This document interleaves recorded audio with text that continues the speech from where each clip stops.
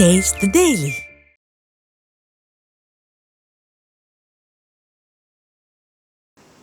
சிவா திருச்சிற்றம்பலம். சரணமென்றடியில் வீழ்ந்து தாழ்ந்தெழும் அமரர்க்காக புறமிசை முறுவல் பூத்த புண்ணிய கடலில் தோன்றி திறமுறு சிலம்பை மேவும் சிதம்பர கணேசன் தாளை கரமலர் குவித்து வாழ்த்தி கடையனேன் உய்ந்தவாறே.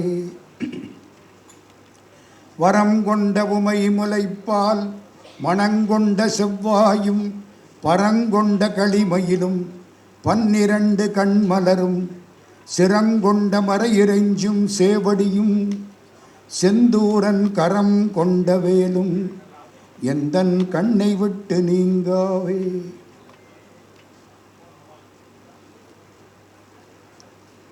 அன்புக்கும் வணக்கத்திற்கும் மரியாதைக்கும் உரிய இன்றைக்கு பிறந்த நாள் காணக்கூடிய வணக்கத்திற்குரிய தன்வீர் தயானந்த மகராஜ் சுவாமிகள் அவர்களே, வணக்கத்திற்கும் மரியாதைக்கும் உரிய நீதியரசர் முரளிதரன் ஐயா அவர்களே, வந்திருக்கக்கூடிய மற்ற சான்றோர்களே, திரைத்துறையைச் சேர்ந்த பெருமக்களே, தாய்மார்களே, எல்லாருக்கும் வணக்கம். இதுவரைக்கும் நான் பல கூட்டங்கள் போயிருக்கிறேன். இந்த கூட்டத்தில் ஒரு பெரிய வேறுபாடு என்ன தெரியுமா? வந்திருக்க அத்தனை பேருக்கும் கிட்டத்தட்ட சுவாமி பொன்னாடை போர்த்தி ஆசீர்வாதம் செய்திருக்கிறார்கள். அநேகமாக எல்லாருக்கும் இது அவருடைய பெருங்கருணையை காட்டுகிறது. ஒரு பெரிய நிகழ்ச்சி இப்போ சுவாமி எனக்கு சொன்னார்கள். மதுரை மீனாட்சியினுடைய திருவருள் பெற்றவர் இந்த சுவாமிஜி. உங்களுக்கெல்லாம் தெரியுமா மதுரை கோயிலில் எத்தனை வாசல்? கொஞ்சம் யோசிங்க. மதுரை கோயிலில் எத்தனை வாசல்? மதுரைக்கு போயிருக்கீங்களா இல்லையா? எத்தனை வாசல்? 4 5? இங்கே தங்கராஜ் 5ங்கிறார். ஏன்னா மதுரைக்காரர் 5 வாசல். 4 பக்கம் 4 வாசல். ராஜகோபுரம் தெற்கில் ஒரு வாசல், மேற்கில் ஒரு வாசல், கிழக்கில் ஒரு வாசல், வடக்கில் ஒரு வாசல், 4 பக்கம் ராஜகோபுரம். ஆனால் சுவாமி அது வழியாக வர்றதும் கிடையாது, போகிறதும் கிடையாது. ஆசாமிகள் தான் போக வர இருப்போம், சாமி போகாது. என்ன சார் இவ்வளவு பெரிய வாசல்? 9 நிலை. ஆனால் அந்த வாசல் வழியாக சொக்கலிங்க பெருமான் திருவீதி உலா வர்றதும் கிடையாது, போகிறதும் கிடையாது. அப்போ எந்த வாசல் வழியாக வருவார்? அம்மன் சந்நிதின்னு ஒரு வாசல். கிழக்கு கோபுரத்துக்கு பக்கத்தில், இன்னும் சொல்ல போனால் கிழக்கு கோபுரத்துக்கு வலது பக்கத்தில் அம்பாள் மீனாட்சியினுடைய சந்நிதி. நேர பார்த்தா மீனாட்சி தெரிவாள். அந்த சந்நிதி அது வழியாத்தான் சுவாமி வருவார், திரும்ப உள்ள போவார். எத்தனை திருவிழாவாக இருந்தாலும் சரி, ராஜகோபுரத்தின் வழியாக சுவாமி வரமாட்டார். என்ன அர்த்தம்? சைவ சித்தாந்தம் அங்கே இருக்கிறது. நான் சாமிட்டு அடுத்தாப்புல வர்றேன். சைவ சித்தாந்தம் அங்கே இருக்கிறது. என்ன சார் சைவ சித்தாந்தம்? எளிமையாக சொல்கிறேன். அம்மாட்ட சொன்னாத்தான் அப்பாட்ட ஒரு காரியம் நடக்கும். இதான் சைவ சித்தாந்தம். என்ன சார் என்னமோ சொல்றீங்களே? சிவபெருமான் நம்மிடம் வர வேண்டுமானால் மீனாட்சியின் மூலம்தான் வருவார். நீங்கள் சிவபெருமானிடம் போக வேண்டுமானால் மீனாட்சியின் மூலம்தான் போக வேண்டும். அதான் எல்லாம் வர்றது, கோயிலுக்குள்ள போறது எல்லாம் அம்மன் சந்நிதி, மீனாட்சியினுடைய சந்நிதி. திருவாசகத்தில் ஒரு வரி, அவன் அருளாலே, அப்புறம் தெரியுமா? அவன் தாழ் வணங்கி, அவன் அருளாலே அவன் தாழ் வணங்கி. இறைவனுடைய திருவருளாலே தான் இறைவனை வணங்க வேண்டும். இன்னைக்கு நீங்கள்லாம் இங்கே வந்து சுவாமியினுடைய பிறந்த நாளில் கலந்து கொண்டு அவர் ஆசீர்வாதம் பெற்று திருவாசகம் கேட்க வேண்டும் என்று யார் யார் தலையில் எழுதியிருக்கோ அவங்க தான் இன்னைக்கு தாஜ் கன்னிமாரா ஹோட்டலுக்கு வந்திருப்பாங்க. அவன் அருளாலே அவன் தாழ் வணங்கி. மீனாட்சியின் மூலம்தான் இறையருளை நீ பெற முடியும். இறைவன் உன்னிடம் வர வேண்டுமானால் மீனாட்சியின் மூலம்தான் வருவான். இன்னும் புரியிறாப்புல சொல்லவா? நம்ம பையனுக்கு ஒரு 5000 ரூபா எக்ஸ்கர்ஷன் போகிறதுக்கு பணம் தேவை. அம்மாவை கேட்பானா அப்பாவை கேட்பானா? அப்பாவை கேட்டால் பெல்ட்டு பிஞ்சு போயிடும். யார்கிட்ட கேட்பான்? அம்மாட்ட கேட்பான். அம்மா என்ன சொல்லுவா? கவலைப்படாதடா, நாம் பார்த்து எந்த நேரத்தில் சொன்னால் அவர் எல்லாத்துக்கும் தலையாட்டுவாரோ அந்த நேரம் பார்த்து நான் சொல்லி வாங்கி தர்றேன். இதுதான் அங்கேயும். அம்பாள் மீனாட்சியின் மூலம்தான் இறைவனை அடைய முடியும். இதை காட்டுறதுக்காகத்தான் மதுரை கோயிலில் 4 கோபுரங்கள், ராஜகோபுரங்கள் இருந்தாலும் சுவாமி எந்த வழியாக வருவார்? அம்மன் சந்நிதி வழியாகத்தான் வருவார். அந்த அம்பாள் மயில் வடிவத்திலே ஒரு அழகான பையை கொடுத்து ஒருவரை ஆசீர்வாதம் பண்ணி வாழ்த்தி இருக்கிறாள். அவருக்கு பெயர்தான் தன்வீர் தயானந்த சுவாமிகள். ஏம்மா, மீனாட்சியை வாழ்த்தினதுக்கு அப்புறம் நான் என்ன வாழ்த்த முடியும்? ஆனால் எனக்கு ஒரு தகுதி இருக்கு. என்ன தெரியுமா? 1967 இருந்து மதுரையிலே மீனாட்சியின் திருவடிகளை பிடித்து கொண்டிருக்கக்கூடியவன். அதனாலே சுவாமிஜி அவர்களை வணங்கியும் வாழ்த்தியும் பேசுகிறேன். வணங்குறதுக்கு காரணம் அவர் நிலை, வாழ்த்துறதுக்கு காரணம் நான் மீனாட்சியின் திருவடியிலிருந்து வந்திருக்கிறேன். சுவாமிக்கு நம்முடைய வணக்கங்கள், வாழ்த்துக்கள். யோகிக்கு சித்தருக்கு என்ன வித்தியாசம்? யோகி 8 படிகளை கடந்தவர். திருமந்திரத்திலே வரும் யமம் நியமம் ஆதனம் பிராணாயாமம் பிரத்யாகாரம் தாரணை தியானம் சமாதி 8 படி. நான் அதையெல்லாம் சொல்ல ஆரம்பித்தா சுவாமிக்கு அடுத்த பர்த்டே வந்துடும். 8ஐயும் சொல்லலை. அதில் ஈடுபடுவர் யோகி. சித்தர்னா என்ன அர்த்தம்? தான் மட்டும் முன்னேறாமல் உலக மக்களை எல்லாம் சேர்த்து அழைத்து கொண்டு அவர்களுக்கு வியாதி வந்துதா மூலிகை மூலம் வைத்தியம் செய்து, சித்த வைத்தியம். அவர்கள் மனத்துக்கு வைத்தியம் செய்து அவர்களை தன்னோடு அழைத்து கொண்டு சென்று இறைவனோடு சேர்க்கிறாரே, அவருக்கு சித்தர்னு பேர். சுவாமி தனியாயிருந்தா யோகி. ஒரு அறக்கட்டளை வச்சு கல்வியை வளர்த்து தொண்டு செய்தால் சித்தர். எனவே ஒரு யோகியையும் ஒரு சித்தரையும் இன்றைக்கு கண்டு வாழ்த்துவதிலும் வணங்குவதிலும் நாம் பெருமகிழ்ச்சி அடைகிறோம். இப்போ நான் திருவாசகத்துக்குள்ள போறேன். எனக்கு என்ன கட்டளை? திருவாசகத்தை பற்றி பேச வேண்டும். திருவாசகத்துக்கு உருகார், ஒரு வாசகத்துக்கு உருவார் உருகார் என்று பேசுவார்கள். நான் 3 நிகழ்ச்சி மட்டும் சொல்கிறேன். அதை கேட்டதுக்கு அப்புறம் திருவாசகத்தை பற்றி நீங்கள் அறிந்து கொள்ள முடியும். ரொம்ப சுருக்கமாக என்னுடைய பேச்சு. 3 நிகழ்ச்சிகள். முதலாவது நிகழ்ச்சி, சென்னையில் கந்தசாமி பிள்ளைன்னு ஒருத்தர் வாழ்ந்து வந்தார். 1925 நான் சொல்கிற நிகழ்ச்சி கிட்டத்தட்ட 100 வருஷம் வரப்போகுது. அடுத்த வருஷம் வந்தால் 100ஆண்டு விழா. 1925 ஜஸ்டிஸ் கோகுலகிருஷ்ணன் இங்கே ஒரு நீதி அரசர் இருந்தார் அந்த காலத்தில். அவருடைய மாமாவுக்கு பேர் கந்தசாமி பிள்ளை. அவரைத்தான் நான் இப்போ சொல்கிறேன். கந்தசாமி பிள்ளைக்கு ஒரு ஆசை வந்தது, லத்தீன் படிக்கணும். Latin is the language of law. சட்டத்தின் மொழி லத்தீன். பெரும்பாலான சட்ட வார்த்தைகள் லத்தீனில் இருக்கும். நீதிபதிகளை வச்சுக்கிட்டு நான் வகுப்பெடுக்கலாமா? எடுக்கப்படாது. Latin is the language of law, சட்டத்தின் மொழி. அவருக்கு ஒரு ஆசை வந்துடுச்சு, லத்தீன் படிக்கணும். தமிழ் படித்தவருக்கு லத்தீன் படிக்க ஆசை. யார்கிட்ட போகலாம்? சென்னையில் ஒரு கிறிஸ்தவ வக்கீல். அவர்கிட்ட போனார். எனக்கு லத்தீன் சொல்லி கொடுக்குறீங்களா? அவருக்கு சந்தோஷம். படித்ததை 4 பேருக்கு சொல்லாமல் இறக்கக்கூடாது, எழுதி வச்சுங்கோ. படித்ததை 4 பேருக்கு சொல்லாமல் செத்து போனால் அவன் அடுத்த பிறவியில் பிரம்ம ராட்சசாக பிறந்து தலைகீழாக தொங்குவான். கிருபானந்த வாரியார் எழுதுறாரு. காலையில் படித்ததை சாயந்தரம் சொல்லிவிடுவார். ஏன் தெரியுமா? பணக்காரர் இறந்து போனா பணத்தை போட்டுட்டு தான் இறந்து போறாரு. படித்தவன் இறந்து போனா படிப்பை கொண்டுகிட்டே போயிடுறேன். வாங்க முடியுமா? அதனால படித்ததை 4 பேருக்கு சொல்லணும். கரவாகிய கல்வி உளார் கடை சென்று இரவாவகை மெய்ப்பொருள் ஈகுவையோ என்பது கந்தர் அனுபூதி. முருகா, இந்த படிச்சுட்டு யாருக்கும் சொல்லாம மறைச்சி வைக்கிறானே, அவங்கிட்ட போய் படிப்பு கொடுன்னு கேட்காத வாழ்க்கையை எனக்கு கொடு.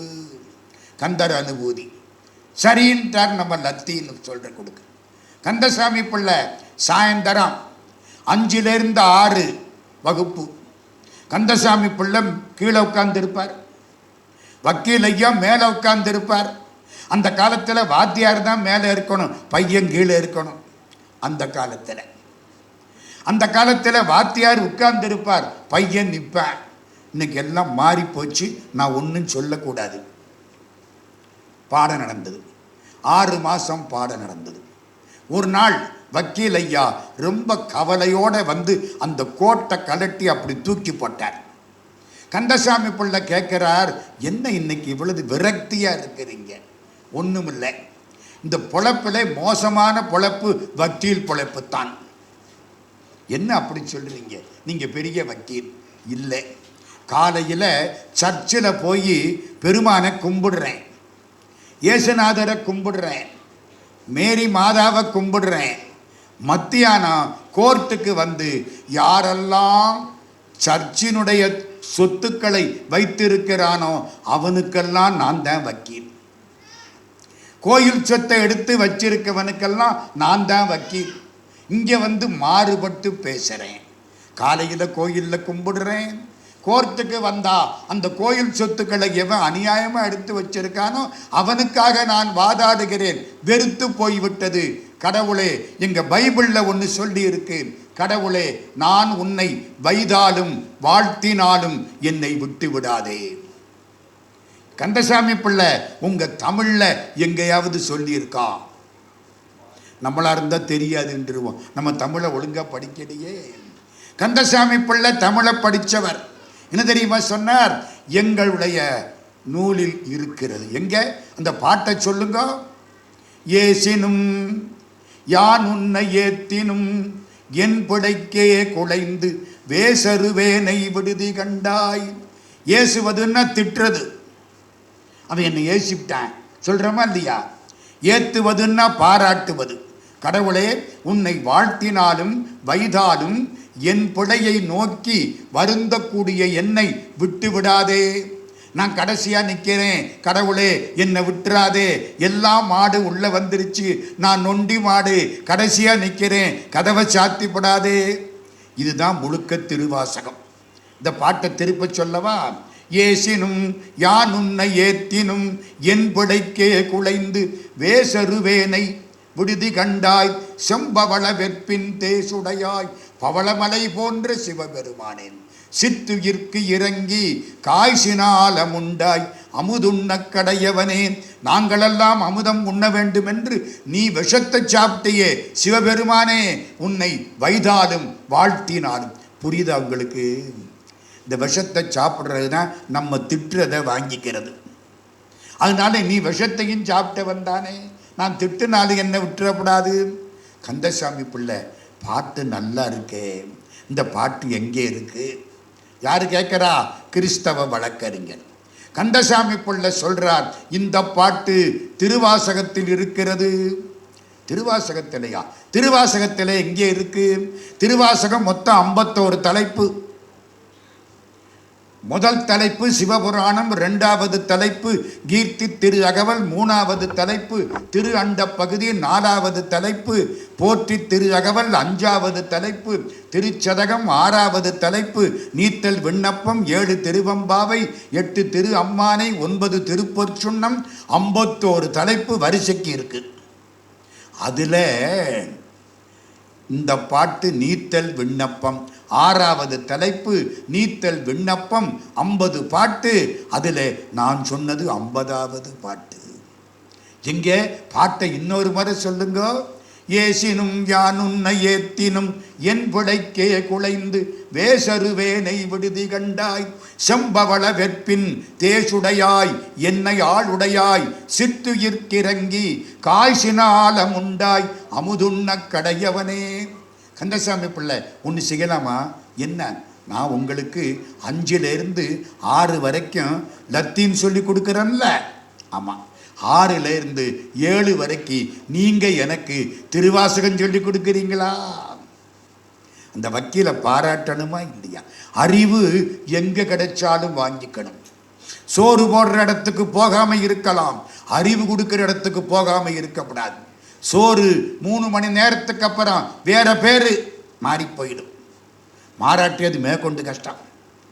அறிவு 7 ஜென்மத்துக்கும் வராது. இப்போ படித்த படிப்பு 7 ஜென்மத்துக்கு உங்களை விடாது. ஒருமைக்கண் தாம் கற்ற கல்வி ஒருவர்க்கு எளிமையும் ஏமாப்புடைத்து திருவள்ளுவர் பேசியிருக்கிறார். என்ன கேட்கிறார்? 5 to 6 நான் உங்களுக்கு லத்தீன் நடத்துகிறேன், 6 to 7 கந்தசாமி பிள்ளை நீங்கள் எனக்கு திருவாசகம் சொல்லி கொடுக்குறீங்களா? சரி. 5 to 6 வக்கீல் மேலே இருப்பார், கந்தசாமி பிள்ளை கீழே இருப்பார். 6 to 7 தமிழ் மேலே இருக்கும், வக்கீல் கீழே இருப்பார். பாருங்க, 1925 இந்த சென்னையில், தர்மமிகு சென்னைன்னு இதை வள்ளலார் பாடுறார். சரி, ஒரு 5-6 மாதம் ஆச்சு. வக்கீல் ஐயா படுத்து கிடக்கிறார். கந்தசாமி பிள்ளை வர்றார். பிள்ளை, இன்னைக்கு லத்தீன் வேண்டாம், திருவாசகம் வேணும், ஒரு பாட்டு சொல்லுங்க, நான் கேட்டுக்கிறேன். உடம்பு சரியில்லை, என்னன்னு தெரியல, படுத்து கிடக்கிறேன், ஒரு திருவாசகம் சொல்லுங்கள். கந்தசாமி பிள்ளைக்கு திடீர்னு திருவாசகத்தில் ஒன்று ஞாபகம் வந்துச்சு. திருவாசகம் மொத்தம் எத்தனை பாட்டு தெரியுமோ? சாமி அதைத்தான் இப்போ எனக்கு ஞாபகப்படுத்தினார். 658 பாட்டு. எத்தனை? ஒரு சின்ன குறிப்பு குறுக்கவா நான் பல இடத்துல கொடுத்துருக்கிறேன். இந்த யூடியூப்பில் வந்துருச்சு எல்லாம். இந்த சிவபுராணம்னு ஒன்று இருக்குது, நம சிவாய வாழ்க நாதன் தாழ் வாழ்க. அது எத்தனை பேருக்கு தெரியும்? கையை தூக்குங்க தயவு செய்து. பரவாயில்லையே, அடே அப்பா சந்தோஷம். திருவாசகத்தில் சிவபுராணம் 95 வரி. இப்போ நான் சொல்கிறத கொஞ்சம் கேளுங்க. நம சிவாய வாழ்க நாதன் தாழ் வாழ்க, இமைப்பொழுதும் என் நெஞ்சில் நீங்காதான் தாழ் வாழ்க, கோகடி ஆண்ட குருமனிதன் தாழ் வாழ்க, ஆகமம் ஆகி நின்று அன்னிப்பான் தாழ் வாழ்க, ஏகன் அநேகன் இறைவனடி வாழ்க. எத்தனை வாழ்க? 6 வாழ்க. வேகம் கெடுத்தாண்ட வேந்தனடி வெல்க, பிறப்பருக்கும் பிஞ்சகந்தன் பெய்கடல்கள் வெல்க, புறத்தார்க்கு சேயோந்தன் பூங்கடல்கள் வெல்க, கரங்குவிவார் உள்மகிழும் கோன்கடல்கள் வெல்க, சிறங்குவிவார் ஓங்குவிக்கும் சீரோன்கடல் வெல்க. எத்தனை வெல்க?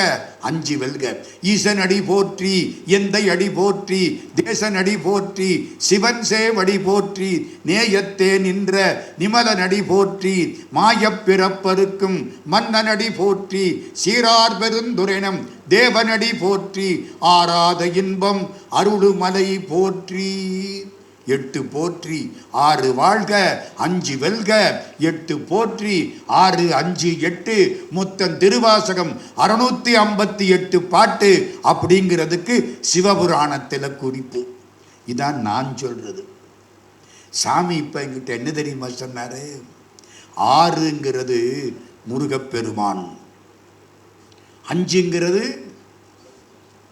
நமச்சிவாய சிவபெருமான், 8ங்கிறது மூச்சு காற்று. இந்த வாசி யோகம்ங்கிறாங்கல்ல, வாசி வாசி வாசி வாசி வாசிவா. என்ன வாசி வாசின்னு அது சிவான்னு மாறிப்போச்சு. சொல்லி பாருங்க. மூச்சு காற்றை ஒழுங்குபடுத்தினால் உறுப்பு சிவக்கும் உரோமங்கருக்கும் புறப்பட்டு போகான் புரிஷடையோனே. திருமூலர் திருமந்திரம். வாசி யோகா. ஆக 6 5 8ங்கிறது அதுதான் அப்படின்னு இப்போ சாமி புதுசாக சொல்லி கொடுத்தாரு. இன்னைக்கு எனக்கு கிடைச்ச அறிவு இது. சரி, நம்ம கதைக்கு போவோம். ஒரு பாட்டு சொல்லுங்க, இன்னைக்கு உடம்பு எனக்கு சரியா இல்லை வக்கீல் ஐயா. கந்தசாமி பிள்ளை 658 பாட்டில் ஒரு பாட்டு சொல்றார். எந்த பாட்டை சொல்றது? அதான் கடவுள் திருவுள்ளம். எந்த பாட்டை சொன்னார் தெரியுமா? 24ஆம் தலைப்பு, அடைக்கலப்பத்து, 8வது பாட்டு. என்ன பாட்டு? அடைக்கலப்பத்துன்னு ஒரு பகுதி. கடவுளே நான் உனக்கு அடைக்கலம், திருவாசகத்தில் உள்ள பகுதி. நீ சிவபெருமானே நீ எப்படி தெரியுமா? ஒரு இந்த எல்லாரும் இந்த மாம் பிஞ்சு சாப்பிட்ருப்பீங்கள்ல, மாதா ஊட்டாத சோறு மாங்காய் ஊட்டும்பாங்க. மாவடு ரொம்ப நல்லா இருக்கும். மாவடுவை 2ஆ பிளந்தா உள்ள பகுதி பெண்ணுடைய கண் மாதிரி இருக்குமா. அம்பாள் மீனாட்சியினுடைய கண்ணு மாவடுவை பிளந்தாப்பல இருக்குமா. மாவடுவகிரன்ன கண்ணி பங்கா நின் மலரடிக்கே கூவிடுவாய். சிவபெருமானே, மாவடுவை பிளந்தது போலே கண்களை உடைய அம்பாள் பராசக்தியை உடம்பில் ஒரு பாகத்தில் ஏற்றுக்கொண்ட பெருமானே, மாவடுவகிரன்ன கண்ணி பங்கா நின் மலரடிக்கே கூவிடுவாய். நான் இறந்து போனா உன் திருவடியில் என்னை சேர்த்துக்கொள், அல்லது இன்னொரு தாய் வயிற்றுக்கு அனுப்புவே. 2க்குள்ள ஒன்று தானே. அடுத்து பிறவி எடுக்கணும், இல்லை ஆண்டவனோட 2 கலக்கணும். 2க்குள்ள கும்பிக்கே இடுவாய். கும்பின வயிறு. மாவடுவகிரன்ன கண்ணி பங்கா நின் மலரடிக்கே கூவிடுவாய். கும்பிக்கே இடுவாய் நின் குறிப்பறியேன். நீ என்ன பண்ண போறியோ எனக்கு தெரியலே. இறந்ததுக்கு அப்புறம் இன்னொரு தாய் வயிறா அல்ல சிவபெருமான் திருவடியா எனக்கு என்ன தெரியும்? எனக்கு ஒன்றும் தெரியாது. நான் எப்படி இருக்கேன் தெரியுமா? நெசவு நெய்கிற பொழுது ஒரு பாவு அங்கேயும் இங்கேயும் இப்படி போயிட்டு வருமே, அது மாதிரி நான் தவிச்சுக்கிட்டு இருக்கிறேன். கோயிலுக்கு வந்தா ஒழுங்கா இருக்கிறேன், வீட்டுக்கு போனா எல்லா தப்பு தண்டாவையும் ஆரம்பிக்கிறேன், அதுக்கு இதுக்கு ஊசலாடுகிறேன். மாவடு வகிரன்ன கண்ணி பங்கா நின் மலரடிக்கே கூவிடுவாய். கும்பிக்கே இடுவாய் நின் குறிப்பறியேன்.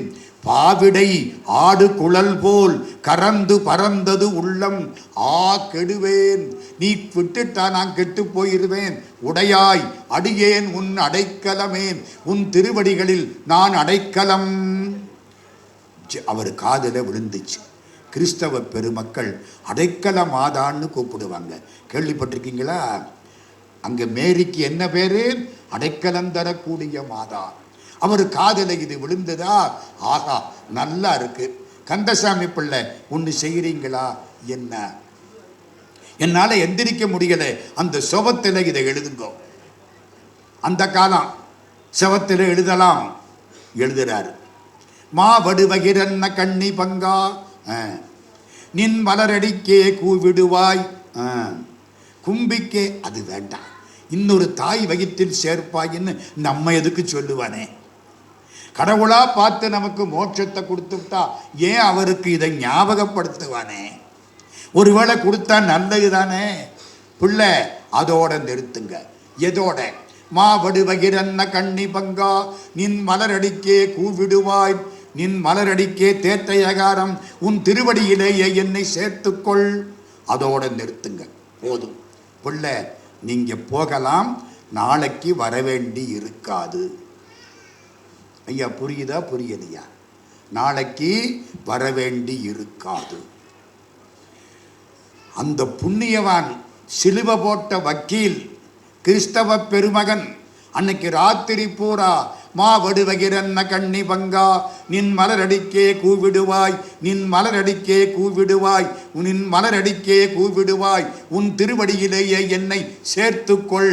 10 முறை 15 முறை பாடினார். அப்படியே அடங்கிருச்சு. இதை கந்தசாமி பிள்ளை புத்தகத்தில் எழுதுகிறார். 1925. 3 விஷயம் சொல்றேன்னு சொன்னேன். ஒரு செய்தி இப்போ சொல்லி இருக்கிறேன். கந்தசாமி பிள்ளை. இன்னும் 2 செய்தி உங்களுக்கு சொல்ல போறேன். எனக்கு தரப்பட்ட நேரம் எனக்கு தெரியும். 2 செய்தி சொல்ல போறேன். ரொம்ப சுருக்கமான செய்திகள். அதுக்குள்ள திருவாசகத்தை பற்றி ஒன்று உங்களுக்கெல்லாம் சொல்லணும். மனுஷனுக்கு பெருமையா, மனுஷன் பேருக்கு பெருமையா? யோசிங்க, பேருக்குத்தான் பெருமை. ராமர் வந்த பொழுது அணைகட்டித்தான் இலங்கைக்கு போனார். ராம நாமத்தை சொன்ன ஆஞ்சநேயன் அப்படியே தாவிட்டான். இப்ப சொல்லுங்க, ராமருக்கு பெருமையா ராம நாமத்துக்கு பெருமையா? நமக்கு பெருமை இல்லை, நம்ம பேருக்கு. புரியிறாப்புல சொல்லவா? ஒரு பேங்குக்கு போனேன். பேங்க்கில் என்னுடைய ஃப்ரெண்டு தான் மேனேஜர். 5 லட்சம் ரூபா டெபாசிட் போட்டேன். ஒரு சின்ன எஸ்பி அக்கௌண்ட் ஆரம்பித்து அதில் ஒரு 50,000 போட்டேன். டே ராமசாமி, நம்ம 2 பேரும் அந்த காலத்தில் கிளாஸ்மேட்டு. ஆமாம் ஆமாம், வாங்கிக்கிட்டேன். 4 நாள் ஆச்சு. போனேன். என்ன வேணும்? எனக்கு ஒரு 500 ரூபா பணம் வேணும், கொடு. அன்றைக்கி 50,000 போட்டிருக்கேன் எஸ்பி அக்கௌண்ட்டில். அவன் என்ன பண்ணுறான்? ஒரு செக்கில் கையெழுத்து போடுங்கிறேன். ஏய், நானே வந்திருக்கேன், நீ என்ன கையெழுத்து கேட்குற? இல்லைப்பா, கையெழுத்து போட்டால் தான்ப்பா பணம் கொடுக்க முடியும். ஏய்யா, நான் முக்கியமா என் கையெழுத்து முக்கியமா? கையெழுத்து தாய்யா முக்கியம். கையெழுத்து இல்லாமல் பணத்தை கொடுத்தா என்ன ஆகும்? என் பொழப்பு போயிடும். புரியுதா? நம்மளை விட நம்ம பேருக்குத்தான் மரியாதை. சிவபெருமான் திருநாமம் 5 எழுத்து திருவாசகம் தொடங்குகிறது. நம சிவாய வாழ்க. அப்புறம்தான் நாதன் தாழ் வாழ்க. நாதனுங்கிறது கடவுள். நாதன்னா கணவன், மறக்காதீங்க. மாணிக்கவாசக சுவாமி தன்னை ஒரு பெண்ணாக மாற்றிக்கொண்டு இறைவனோடு அனுபவித்தது, இறைவனை விட்டு பிரிந்தது, பிரிந்த காலத்தில் அழுதது, எல்லாத்தையும் சேர்த்தா அதுதான் திருவாசகம். ஒரு சின்ன எடுத்துக்காட்டு சொல்றேன். கல்யாணம், காலையில் கணவனும் மனைவியும். அந்த கணவன் அமெரிக்காவில் இருக்கார். இந்த பொண்ணுக்கு 6 மாசமா அமெரிக்கா அமெரிக்கா அமெரிக்கா அமெரிக்கா சொல்லிக்கிட்டே இருக்கு. தெருவில் எவனாவது பேரிக்கா விற்றா கூட அமெரிக்கான்னு தான் இவ காதல விழுகும். அப்படி உட்கார்ந்துருக்கு. இப்போ கல்யாணம் ஆச்சு, தாலியை கட்டியாச்சு. இந்த பொண்ணு கண்ணை மூடிக்கிச்சு. நான் அவர் கூட அமெரிக்காவுக்கு போக போகிறேன், நியூயார்க்கு போவேன், நியூ ஜெர்சி போவேன், ஃபிலடெல்ஃபியாவுக்கு போவேன், இந்த பக்கம் சான் பிரான்சிஸ்கோவுக்கு போவேன், சியாட்டிலுக்கு போவேன். எந்த பேரெல்லாம் இவளுக்கு தெரியுமோ அமெரிக்காவில் எல்லா பேரையும் சொல்லி அங்கேயெல்லாம் போவேன். லாஸ் ஏஞ்சலிஸுக்கு போவேன், நயாகராவுக்கு போவேன். கண்ணை முழிச்சு பார்த்தா புருஷனை காணோம், கூட இருந்தவங்களையும் காணோம். இந்த பொண்ணுக்கு எப்படி இருக்கும்? அவர் எங்கே போயிட்டாரு? அவர் எல்லாரையும் கூட்டிக்கிட்டு அமெரிக்காவுக்கு போயிட்டார். என்னையா அநியாயமா இருக்கு? தாலி கட்டினது எனக்கு, கூட்டிக்கிட்டு போறது சாப்பிட வந்தவங்களையா? இந்த பொண்ணு அழுவாளா மாட்டாளா? இந்த அழுகைதான் 658 திருவாசகம். திருப்பெருந்துறையிலே ஆவுடையார் கோயிலில் சிவபெருமான் மாணிக்க வாசகரை ஆட்கொண்டார். மந்திரியாக இருந்தவரை ஆட்கொண்டார். அதுக்கப்புறம் அவரை விட்டுட்டு தில்லைக்கு போயிட்டார். தில்லைன்னா தெரியுமா? சிதம்பரம். மாணிக்க வாசகர் அழுதார், எனக்கு கல்யாணம் பண்ணன. என்ன கல்யாணம்? உன் பேரு மாணிக்க வாசகர்னு பேரு வச்சார். உபதேசம் பண்ணினார், திருவடியை தலையில வச்சார். இதெல்லாம் பண்ணிவிட்டு என்னை விட்டுட்டு போயிட்டியே, என்னை கல்யாணம் பண்ணிக்கிட்டு என்னை விட்டு விட்டு இருந்தவங்களை எல்லாம் கூட்டிக்கிட்டு போயிட்டியே. அந்த அழுகை தமிழுக்கு பெயர்தான் திருவாசகம். தமிழ் எத்தனை தெரியுமா?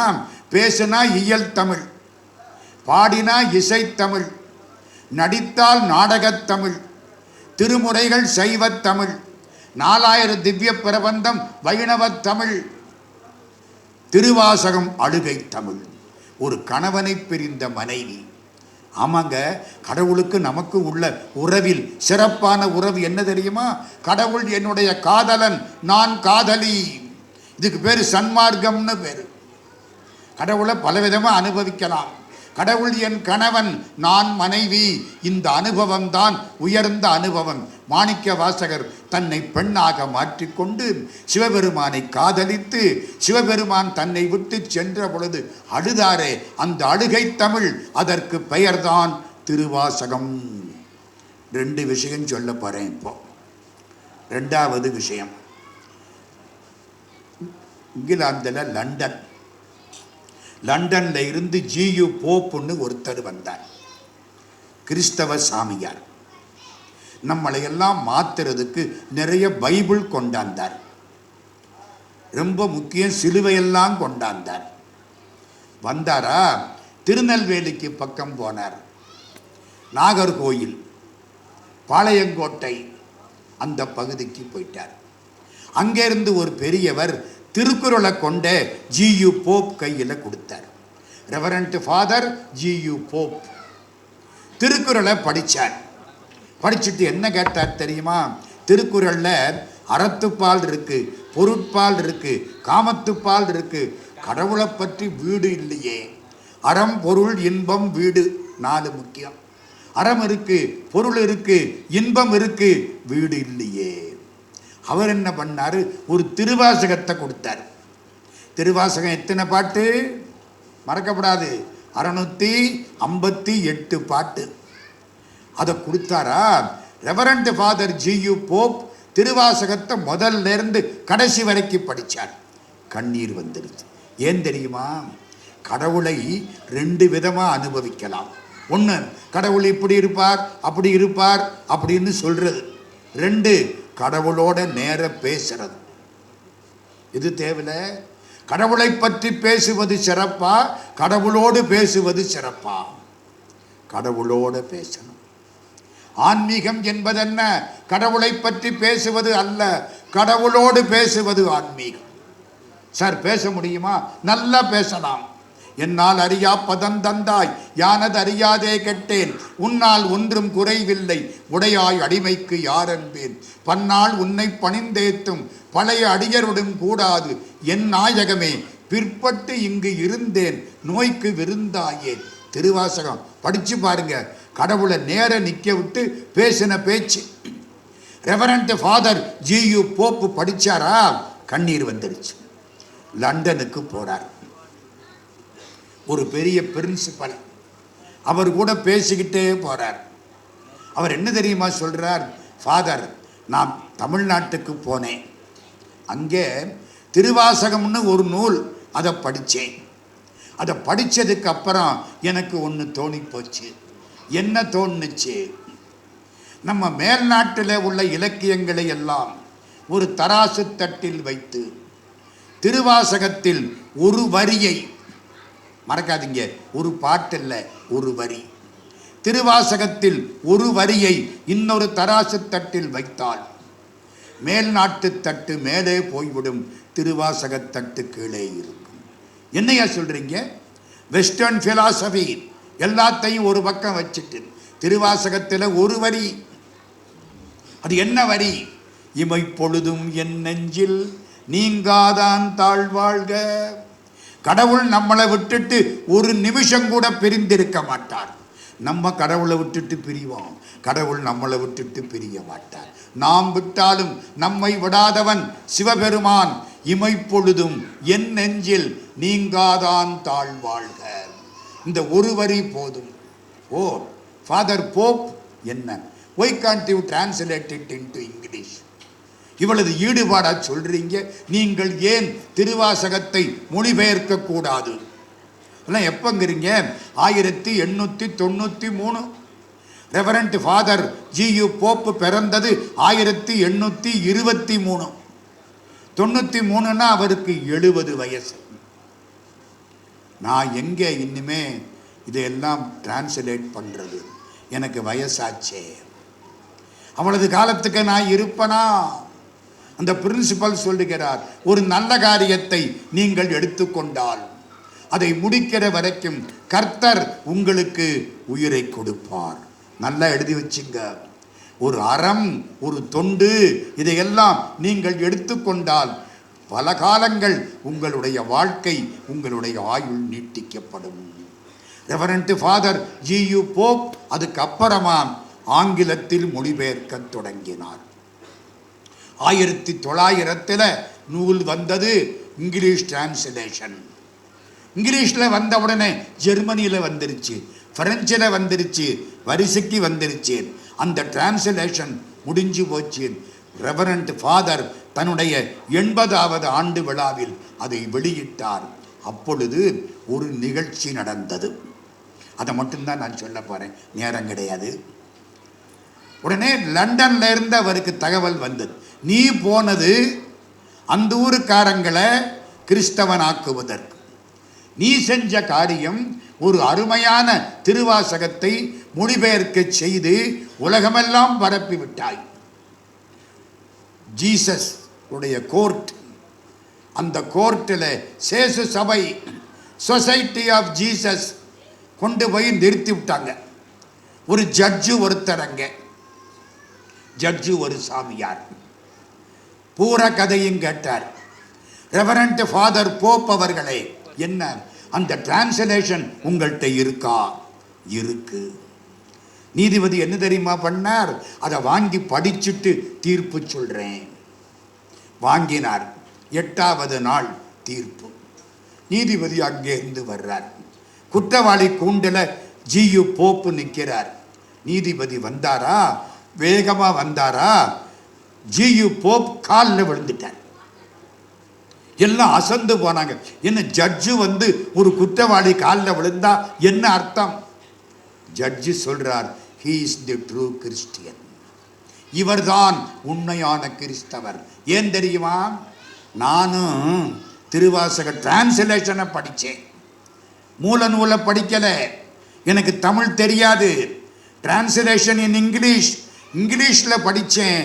எனக்கே பேசாம மெட்ராஸுக்கு போய் நமச்சிவாய வாழ்க, நாதன் தாழ் வாழ்கன்னு நிம்மதியாக உட்காரலாமான்னு தோணுது. இந்த மனுஷன் மூல நூலையே படித்து விட்டு டிரான்ஸ்லேஷனை படிக்கல. எதை படித்தார்? திருவாசகம் மாணிக்க வாசகர் எந்த தமிழில் எழுதினாரோ அந்த தமிழில் படித்து விட்டு அந்த பக்கம் சேராமல் மீண்டும் நம்மிடத்திலே வந்திருக்கிறாரே, இவர்தான் உண்மையான கிறிஸ்தவர். இப்போ புரியுதா திருவாசகம் எங்கே போச்சுன்னு? இன்னும் ஒரு செய்தி சொல்கிறேன். ஆமாம் சார், திருவாசகம் படித்தா என்ன கிடைக்கும்? நம்மால் அதானே கேட்பேன். என்ன கிடைக்கும்? ஒரு சுண்டலாவது கிடைக்குமா? கேட்பானா இல்லையா? என் கடன் பணி செய்து கிடப்பதே அந்த காலம், என் கடன் பணி செய்து கிடைப்பதே இந்த காலம். சார் திருவாசகம் படித்தா என்ன கிடைக்கும்? அதுக்கு ஒரு செய்தியை மட்டும் சொல்லிட்டு நான் முடிச்சிடுறேன். ஒரு செய்தி. சென்னையில் ஒரு பெரியவர், நான் பேரெல்லாம் சொல்லக்கூடாது, எனக்கு ரொம்ப வேண்டியவர், இப்போ இருக்கார், வயசு 80க்கு மேலே ஆச்சு. அவருடைய நண்பருக்கு குழந்தை இல்லை. நண்பரை அழைத்து கொண்டு காஞ்சி பரமாச்சாரியார், 100 ஆண்டு வாழ்ந்த சந்திரசேகரேந்திர சரஸ்வதி சுவாமிகள், அவர்கிட்ட போய் காலில் விழுந்தாங்க. சாமி அந்த சாணி போட்டு மெழுகின தரையில் உட்கார்ந்து இருக்கார், காலை மடக்கிக்கிட்டு. காஞ்சிபுரம். காலில் விழுந்தாங்க, கும்பிட்டாங்க, பழத்தை வச்சாங்க, அப்படியே திரும்பினார், பழத்தை ஆசீர்வாதம் பண்ணினார். இப்படி பார்த்தார். பார்த்தா என்ன அர்த்தம்? என்ன விஷயம்னு அர்த்தம்? இவருக்கு குழந்தை இல்லை, கல்யாணம் ஆச்சு, 7-8 வருஷம் ஆச்சு, பெரியவா ஆசீர்வாதம் பண்ணணும். ஒரு புத்தகத்தை எடுத்தார், புத்தகத்தில் ஒரு அடையாளம் வச்சார். இதை படிக்க சொல்லுங்க 2 பேரையும். யார் 2 பேர்? அம்மாவும் அப்பாவும். குழந்தையினுடைய அம்மாவும் அப்பாவும். அவங்க தானே படிக்கணும். கொடுத்துட்டார். வீட்டுக்கு போனுச்சு. அந்த 2 பேரும் படித்தாங்க. 3 வருஷத்தில் 2 பிள்ளை. கேட்டது 1, கிடைச்சது 2. திருவாசகம். அது எந்த பதிகம் தெரியுமா? 21ஆம் தலைப்பு, கோயில் மூத்த திருப்பதிகம். திருவாசகம் மொத்தம் 51 தலைப்பு. 21ஆம் தலைப்பு கோயில் மூத்த திருப்பதிகம். உடையாள் உந்தன் நடுவிருக்கும், உடையாள் நடுவுள் நீ இருத்தி, அடியேன் நடுவுள் இருவீரும், இருப்பதானால் அடியேன் உன் அடியார் நடுவுள் இருக்கும், அருளை புரியாய் பொன்னம் பலத்தியம் முடியா முதலே என் கருத்து முடியும் வண்ணம் முன் நின்றே. நான் ஒரு பாட்டு சொல்லியிருக்கேன், அர்த்தமெல்லாம் சொல்ல நேரம் கிடையாது. யூடியூப்பில் வருது. 658 பாட்டுக்கும் விளக்கம் சொல்லி இருக்கிறேன். யூடியூப்பில் வருது. திருவாசகம் அவ்வளவு கேட்கலாம். என்ன கேட்டது 1, கிடைச்சது 2. அமெரிக்காவில் இருந்து ஒரு பெரியவர் எங்கிட்ட பேசுகிறார். ஐயா என்ன செய்யணும்? என் மகன் ஜெர்மனியில் இருக்கிறான், குழந்தை இல்லை, என்ன செய்யணும்? பரமாச்சாரியார் சொல்லி இருக்கார் திருவாசகத்தில் 21ஆம் தலைப்பை படின்னு சொன்னேன்.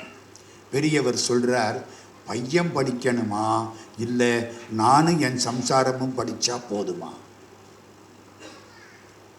நான் சொன்னேன், யாரு படிக்கிறாங்களோ அவங்களுக்கு குழந்தை பிறக்கணும். ஐயோ வேண்டாம்ங்கிறார். என்னங்க, எனக்கு வியாதி வந்தா நான் தானே மருந்து சாப்பிடணும். எங்க அப்பாவா சாப்பிடுவாரு? எங்க அப்பா ஊசி போட்டுக்கட்டும், எனக்கு காய்ச்சல் விட்டு எப்படி போகும்? அவன் தானே படிக்கணும். புரியுதா? 3 செய்தியில் இன்னும் ஒன்னே ஒன்று இதோட ஒட்டி சொல்லிவிட்டு போயிடுறேன். பகவான் ரமணர் கேள்விப்பட்டிருக்கீங்கள்ல? திருவண்ணாமலைக்கு போயிருக்கீங்கள்ல? அருணாசல சிவ அருணாசல சிவ அருணாசல சிவ அருணாசலா அருணாசலம் என அகமே நினைப்பவர் அகத்தை வேறறுப்பாய் அருணாசலா. மதுரையிலே சொக்கப்ப நாயக்கன் தெருவில் இருந்து 17 வயசு பிள்ளை புறப்பட்டு திருவண்ணாமலைக்கு போய் வெங்கடராமனுங்கிற பெயர் ரமணனாக மாற பாதாளலிங்கத்துக்கு கீழே உட்கார்ந்து பல காலம் தவம் செய்து சேஷாத்ரி சுவாமிகளால் வெளிப்படுத்தப்பட்டு ரமணராக இருக்கிறார். ரமணர் பிறந்தது திருச்சுழி. ரமணர் அம்மா பேரு அழகம்மை, அவங்க அப்பா பேரு சுந்தரமையர். இவர் சன்னியாசியா இருக்காரா? 18 வயசு பிள்ளை இப்படி சன்னியாசி ஆயிட்டானே. அம்மா அங்கிருந்து திருவண்ணாமலைக்கு ஓடிட்டான்.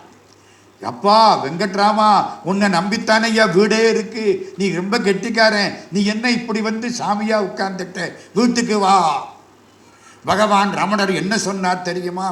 நான் வரமாட்டேன். தில்லை வெளியில் கலந்து விட்டால் அவர் திரும்பியும் வருவாரோ? நான் வரமாட்டேன். வேண்டுமானால் நீ வா. அம்மா போயிட்டா ஊருக்கு. கொஞ்ச காலம் ஆச்சு. கடைசி காலம் அம்மா தேடி திருவண்ணாமலைக்கு வந்தாச்சு. திருவண்ணாமலைக்கு பெருமை தெரியுமா? சிதம்பரம் தரிசித்தால் மோட்சம். கோயில்ல தரிசிக்கணும். திருவாரூர் பிறந்தால் முத்தி. எங்க திட்டம் போட்டா பிறக்க முடியும். திட்டம் போட்டு பிறக்கிறதா இருந்தா நம்மளாம் பில்கேட்ஸுக்கு பிள்ளையாவில் பிறந்திருப்போம். திட்டம் போட்டு பிறக்க முடியாது. காசியில் இறந்தால் முத்தி. திட்டம் போட்டு சாக முடியுமா? எங்க ஊர்ல ஒரு செட்டியார் 19 வருஷம் காசியிலே இருந்தார். ஏன்? காசியில தான் சாகணும். யமனுக்கு அவர் அட்ரஸ் தெரியல. பேரன் கல்யாணத்துக்கு ஊருக்கு வந்தார் தேவகோட்டைக்கு. யமன் அட்ரஸை கண்டுபிடிச்சுட்டேன். என்ன பண்ணுவீங்க? இறக்கிறது நம்மள்கிட்ட இல்லை, பிறக்கிறது நம்மள்கிட்ட இல்லை. சிதம்பரம் போய் தரிசனம் பண்ணணும், போகணும். திருக்காலத்தில மிதிக்கணுமா, அதுவும் பெரிய காரியம். திருவண்ணாமலை நினைத்தால் மோட்சம். இன்னைக்கு தாஜ் கன்னிமாரா ஹோட்டல்ல உட்கார்ந்து நம்ம சாமி புண்ணியத்தில் திருவண்ணாமலையை நினைக்கிறோம். ஸ்மரணாத் அருணாசலே. நினைத்தால் மோட்சம் தருவது திருவண்ணாமலை. பகவான் ரமணர் திருவண்ணாமலையில் இருக்கிறார். அம்மா வயசான காலத்தில் வந்துட்டார். பிச்சை எடுப்பார். அம்மாவுக்கும் சாப்பாடு போட்டு தானும் சாப்பிடுவார். ஆசிரமம் உண்டாக்கி விட்டது. அம்மாவுக்கு உடம்பு ரொம்ப சீரியஸ். எனக்கு அதுதான் சொல்லி முடிக்கணும். ரமண பகவான் அம்மாவை மடியில சாத்திக்கிட்டார். படுத்திருக்காங்க. தலை புள்ள மடிகள் கொடுத்து வைக்கணுமே. இப்படி புள்ள மடிகள். இந்த தசரத சக்கரவர்த்திக்கு 4 பிள்ளைங்க. கடைசி கொல்லி போட்டது யாரு தெரியுமா? 4வது பிள்ளை. மூத்த பிள்ளை ராமன் காட்டுக்கு போயிட்டான். 2வது பிள்ளை பரதனை இவனே வேணாம்னு சொல்லிவிட்டான். 3வது பிள்ளை லக்ஷ்மணன் ராமனோட காட்டுக்கு போயிட்டான். 4வது பிள்ளை சத்துருக்கனன் தான் கொல்லி போட்டான். வேடிக்கை பார்த்தீங்களா? கிடைக்கணுமே. அந்த தாயை மடியில சாத்திக்கிட்டார். காலையில திருவாசகம் ஆரம்பிச்சிட்டார். நம சிவாய வாழ்க, நாதன் தாழ் வாழ்க, இமை பொழுதும் என் நெஞ்சில் நீங்காதான் தாழ்வாழ்.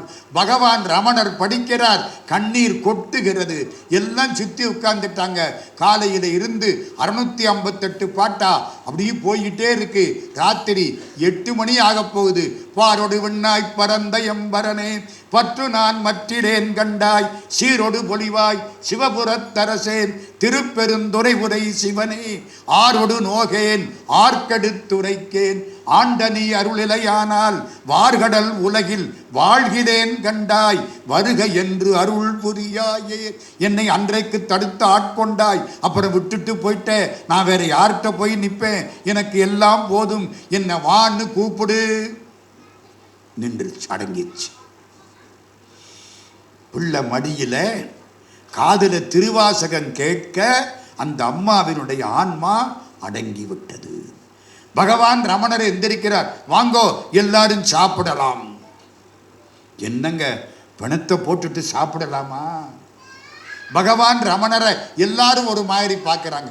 காலையில பிடிச்சி யாரும் சாப்பிடல, வாங்கோ திருவாசகம் படித்தால் தீட்டு கிடையாது. அம்மா சிவபெருமான் திருவடியில் அமைதி பெற்று விட்டாள். எல்லாரும் சாப்பிட்டாங்க. திரும்ப வந்தாங்க. திரும்ப திருவாசகம் 658வது பாட்டு. செம்மை நலம் அறியாத சிதடரொடும் திரிவேனை மும்மை மலம் அறிவித்து முதலாய முதல்வன்தான் நம்மையுமோர் பொருளாக்கி நாய் சிவிகை ஏற்றுவித்த அம்மையென கருளியவாறு ஆர் பெறுவார் அச்சோவே. அம்மாவை கொண்டே சமாதி வச்சாங்க. போதும், எனக்கு கொடுத்த நேரம் நிறைவடைந்து விட்டது.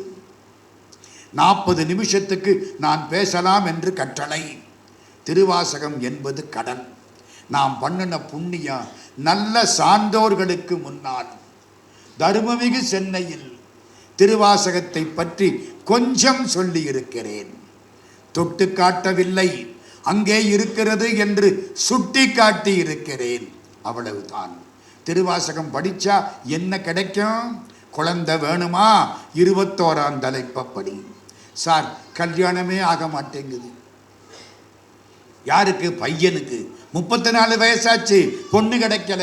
கவலைப்படாதே, 17ஆம் தலைப்பு அன்னை 10 படி, நல்ல இடத்துல கல்யாணம் நடக்கும். ஓஹோ சார், பணம் வேணும் சார். வாழ்க்கையில் அதான் சார் முக்கியம். வைட்டமின் பாதான் சார் முக்கியம். பணம் வேணும் சார். பணம் வேணுமா? குலா 10 படி பொற்கிளியே கிடைக்கும் சார். சிவபெருமான் வேணும் சார். யாராவது கேட்பாங்களா? அது 80 வயசுக்கு மேலே பார்த்துக்குவோம். சிவபெருமான் கிடைக்கணுமா? சிவபுராணத்தை படி. 95 வரி சிவபுராணத்தை படியுங்கள். சிவபெருமான் உங்கள் வீட்டு வாசல் படியில் வந்து நிற்பார். கிறிஸ்தவ பெருமக்கள் சொல்லுவார்கள், தட்டுங்கள் திறக்கப்படும். சொல்றாங்களா இல்லையா? நீ போய் கோயில் கதவை தட்டு, திறப்பார். நம்ம சைவம் என்ன தெரியுமா சொல்லும்? நீ கோயிலுக்கு போறது அப்புறம்டா, உங்க வீட்டு வாசப்படியிலே சிவபெருமான் காத்து கிடக்கிறார். உங்க வீட்டு கதவை தர. புரியுதா? புரியலையா? வீட்டு கதவுன்னா இந்த கதவுங்க. சிவபெருமான் இங்கே தானே காத்து கிடக்கிறாரு. இங்கே பார்த்தா தானே அங்கே பார்க்கலாம். உள்ளத்தில் பார்த்தா தான் வெளியில பார்க்கலாம். கடவுள் இங்கே தானே உட்கார்ந்து இருக்கிறாரு. உங்குநம் இல்லங்கள் தோறும் எழுந்தருளி என்பது திருவாசகம்.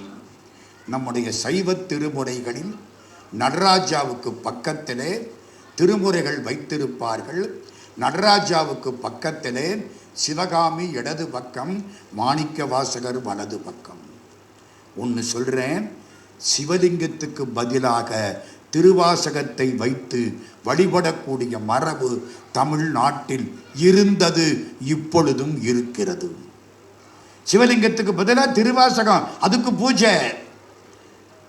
பூஜை நடத்திட்டு படிக்கணும். சும்மா பூஜையை முடிச்சுட்டு தீபத்தை காட்டிட்டு விட்டுறப்படாது. திருவாசகத்தை எடுத்து படிக்கணும். வாழ்க்கையில் சகல செல்வ யோகம் மிக்க பெருவாழ்வு கிடைக்கும். அதை சொல்லக்கூடிய வாய்ப்பு இன்றைக்கு கிடைத்தது. ஏன் தெரியுமா?